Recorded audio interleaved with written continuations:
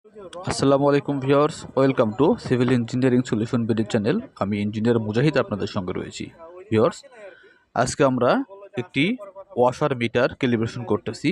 আমাদের মিটারটি ঠিক আছে কিনা আমরা যাচাই করতেছি। ভিউয়ার্স, আমরা ওয়াশার মিটারের পাশে পাইপের গায়ে আমরা একটা সেন্সর লাগিয়েছি। এই সেন্সরের মাধ্যমে আমাদের এই পাইপ দিয়ে কত ফ্লো মিটারে পানি যাচ্ছে এটা মিটারে কাউন্ট হচ্ছে। আপনারা দেখতে পাচ্ছেন এখানে ৬৬ থেকে ৬৭ মিটার কিউব পার আওয়ার পানি যাচ্ছে।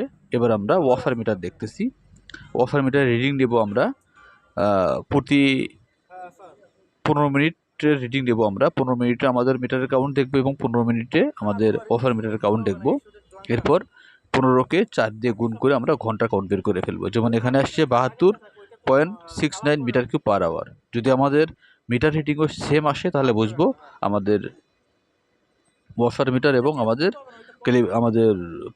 ওয়াশার মিটার ঠিক আছে। ভিউয়ার্স, আমরা প্রতি মুহূর্তে রিডিং কাউন্ট করতেছি, ভিডিও করে রাখতেছি। আমরা এটা পরে ক্যালকুলেশন করবো। আমি আপনাদের সঙ্গে ক্যালকুলেশনটা শেয়ার করব। তো ভিউয়ার্স, এভাবে ওয়াশার মিটার কাউন্ট করা হয়, ক্যালিব্রেশন করা হয়।